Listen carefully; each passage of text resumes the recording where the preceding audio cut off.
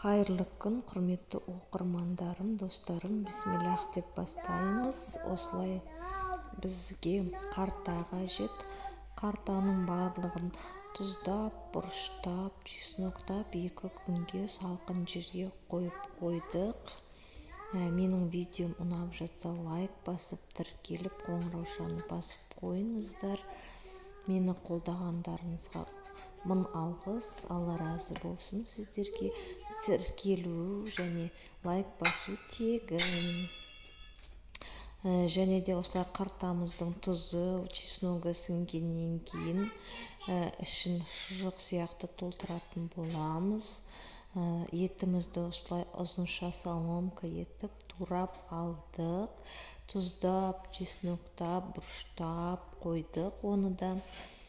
Содан кейін барлықтарыңыз білетін шығарсыздар, шұжыққа қалай тұздап, чесноктап, бұрыштайтын. Тура солай істейміз, бірақ еттің жақсы кесек етті алатын боламыз.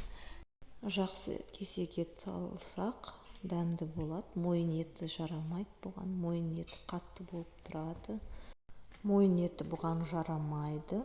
Содан кейін осы қартаны 2 жағын осылай зубочисткамен жауып аламыз. Етін толтырғаннан кейін 2 жағын жіппен байлап, бұны салқын жерге іліп кептіріп қойсаңыздар сүрленетін болады. Сүрленгенде де өте дәмді, сүрлемесеңіздер де осылай асып қонақтарыңызға берсеңіздер өте дәмді. Үйде жасап көріңіздер, сіздерге кеңесім.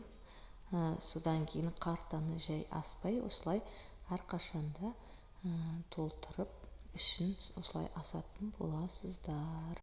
Видеоның соңына дейін көргендеріңізге рахмет. Барлықтарыңызға ас болсын, сау саламат болыңыздар.